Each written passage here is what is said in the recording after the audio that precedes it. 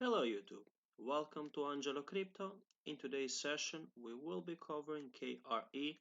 This is a bit different from what we have usually done, usually do stocks or some crypto material. This is an ETF, and the reason why we are discussing this today is because, well, due to the current economic situation and the future possible developments, well, we expect this stock to have, this ETF to have some advantage and to significantly grow. First thing that we need to point out is that yes, we have high inflation. Uh, that means that we need to, well, take some steps and reduce it. And what the Feds are doing as of right now, they're pushing back to a possible hike in interest rates. Of course, they have taken other measures, but they did also announce that during 2022 they will hike interest rates for 3 times during the year. So when that happens, well, the financial sector benefits greatly. The idea is that they can, give their loans at a higher interest rate, and yes, this affects their profitability. So from a fundamental point of view, for 2022, all financial sector is bound to do good, to perform strongly, and to benefit from this hike in interest rates. Now, there's also just some general detail that we would like to point out about this ETF. It is made up of 143 companies. All of these are small, are regional banks. They don't take more than 2% of the whole fund's composition. And regarding the fund's institutional ownership over the past 12 months, we have had an inflow of 2.55 billion and an outflow of 1.03 billion. 341 institutions have bought in and 171 have sold. Now, looking at some more details about this ETF, over the past month, KRE is down 7.22%. Actually, all financials are down over the past month, so this sector has been beaten down. And one of the reasons why I chose this ETF, well, first off, is that it has seen a massive decline. We are 7.22% down in the past month. So from 75 we are at 70. So yeah, that is a decline. So cheap prices definitely is a good possibility to buy into it. Also, another detail that we need to point out is the fact that the NAV is at 74.33 while the ETF's price is at 70. As of right now, this is trading at lower values than the NAV, so it is at a discount. And statistically, well, if the price is trading at a discount, well, prices do tend to go towards the NAV. So we have a gap over there of 4.33 to cover. So in theory, yes, this should be a buy. So we have some fundamentals, some theoretical basis on why this is a good buy, why this is a good entry.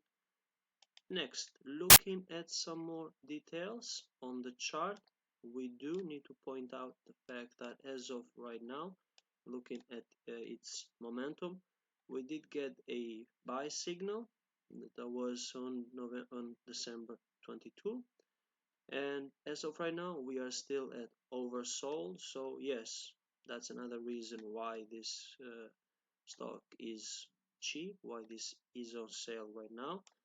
Looking from another point of view, the balance of market power, we need to point out that during the past week, the bear pressure has been significantly being reduced.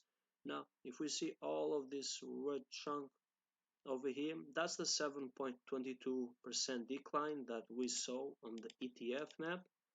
7.22. So that's all the bear pressure. And as we can see, yes, it did have a high. It was strong, but it has drastically started to fall down. So bears are getting weaker.